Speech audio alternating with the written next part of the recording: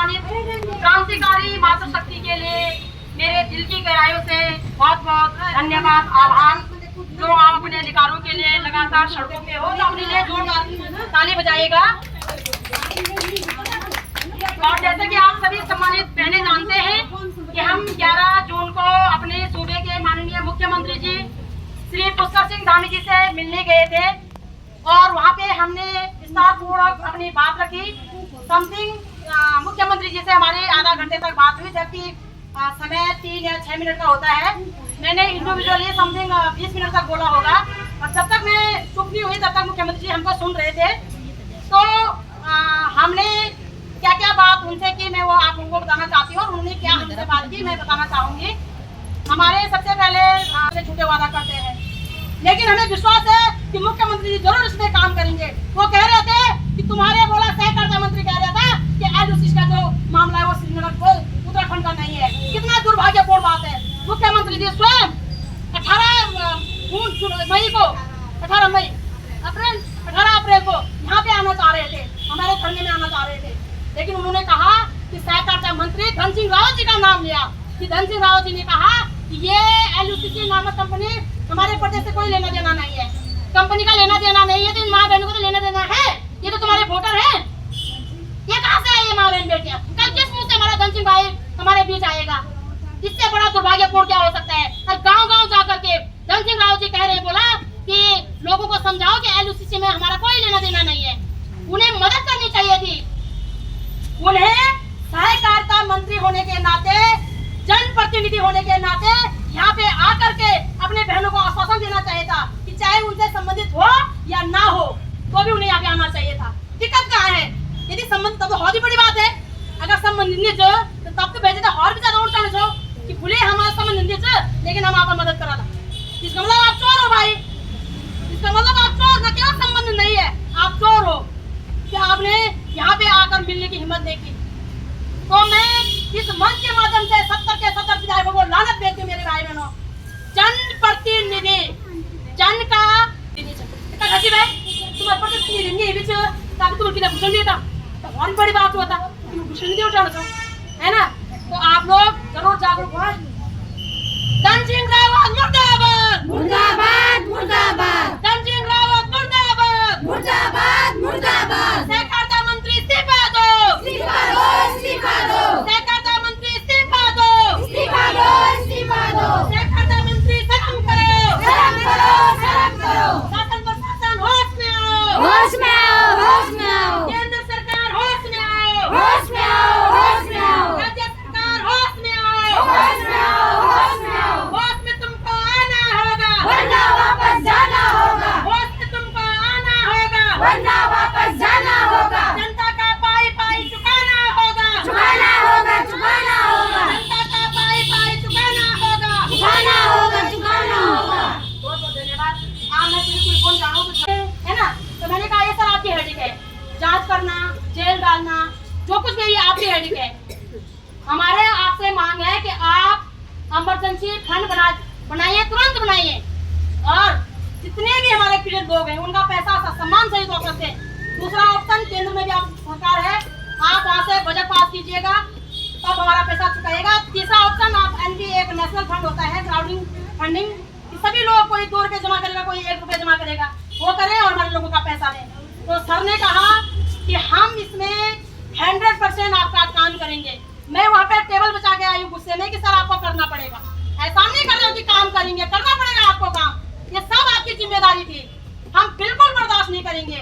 लेकिन मैं इस मंच के माध्यम से अपने सभी सम्मानित ग्राहकों से हाथ जोड़ करके निवेदन करना चाहूंगी कि आप इस भीषण महासंकट में हमारे एजेंट भाई बहनों का साथ दें। ये समय का पहिया है, ये कभी भी घूम सकता है, आने वाले भविष्य में आप भी आपको आएगी। ऐसा नहीं है कि आज आप आपको नहीं आएगी तो आप 30 मार्क कहाँ बन गए, आपकी भी आपको आएगी। तो मेरा सभी ग्राहक भाई बहनों से हाथ जोड़ करके निवेदन है कि आप लोग इस संकट में हमारा साथ निभाएं, क्योंकि इसमें हमारी माँ बहन बेटियां 1% भी दोषी नहीं है। यदि वे दोषी हैं तो सिर्फ इसलिए कि उन्होंने अपने द्वारा चुनी गई सरकार पे भरोसा किया, और यदि हम अपने द्वारा चुनी गई सरकार पे भरोसा नहीं करेंगे तो पाकिस्तान पे भरोसा करेंगे, अफगानिस्तान पे भरोसा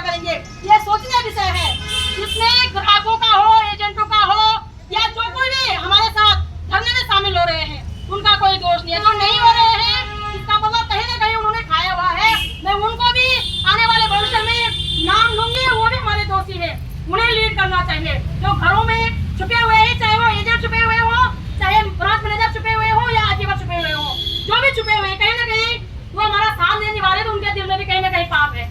लेकिन जो सड़कों पे उतरे हुए हैं, यदि उनके दिल में रत्ती भर भी पाप होता, यदि उन्होंने रत्ती भर भी पैसा खाया होता, या तो वो पैसे चुका देते या वो सड़कों पे ही नहीं आते।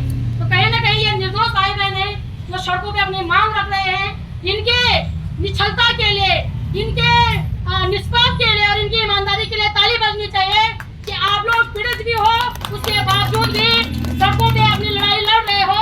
शर्म आनी चाहिए उत्तराखंड के 70 विधायकों को, जो आपसे वोट लेकर के आपके हितों की रक्षा के वादा करके जा रखे हैं और वहाँ पे बैठ करके ये तुम्हारे टैक्स के पैसे में ऐसा आराम कर रहे हैं। 70 विधायकों को शर्म आनी चाहिए। शर्म आनी चाहिए उत्तराखंड के 5 सांसदों को, जो तुमसे वोट लेकर के तुमसे वादा किया था कि हम तुम्हारे हितों की रक्षा करेंगे। और शर्म उनको भी आनी चाहिए जो हार कर बैठे हुए हैं विपक्ष में, क्योंकि ये लोकतंत्र का नियम है कि जो जीत के गए हैं वो सदन में आवाज उठाएं, जो हार गए हैं वो सड़क पे आवाज उठाएं।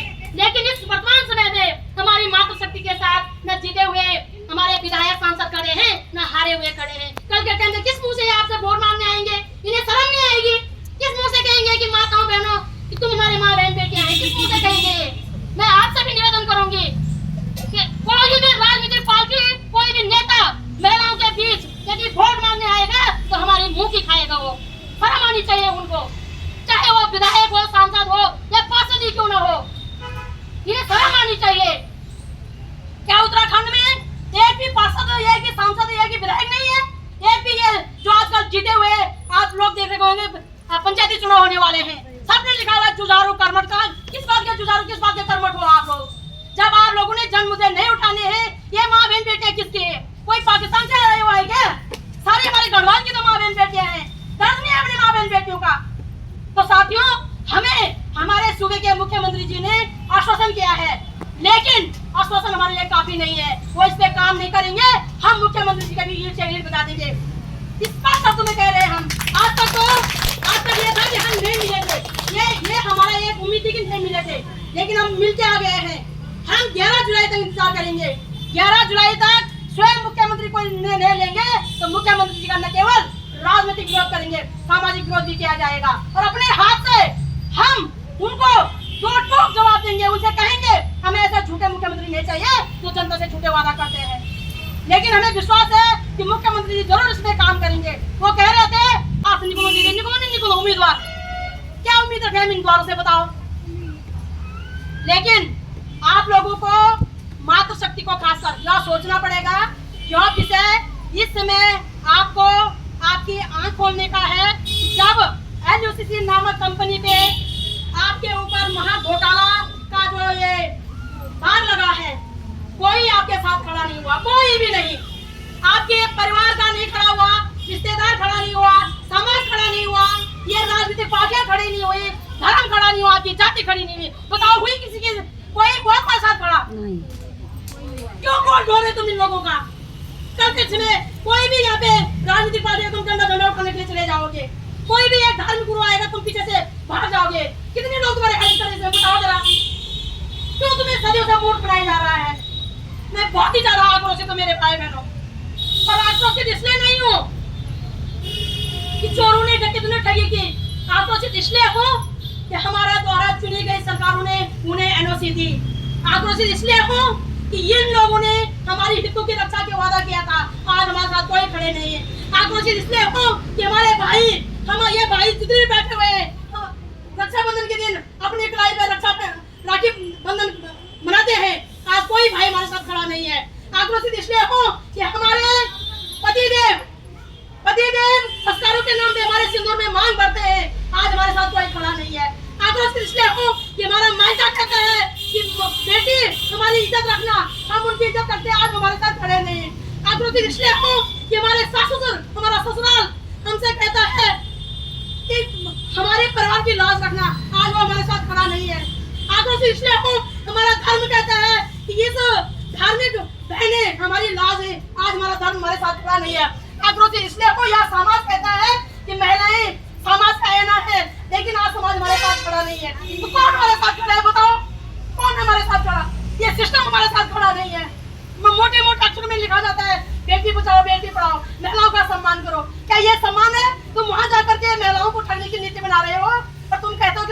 का सम्मान करते हो? बाहर में जाओ तुम और तुम्हारा सम्मान।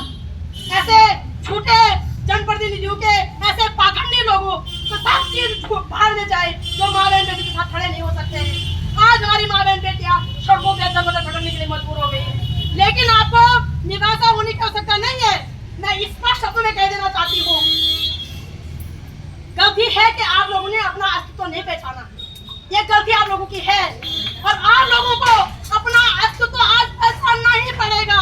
कोई अपनी माँ की कोख से न पद लाया, न कद लाया, न जाति लाया, न धर्म लाया, न पैसा लाया, न कुछ जमीन जायदाद कोई लाया।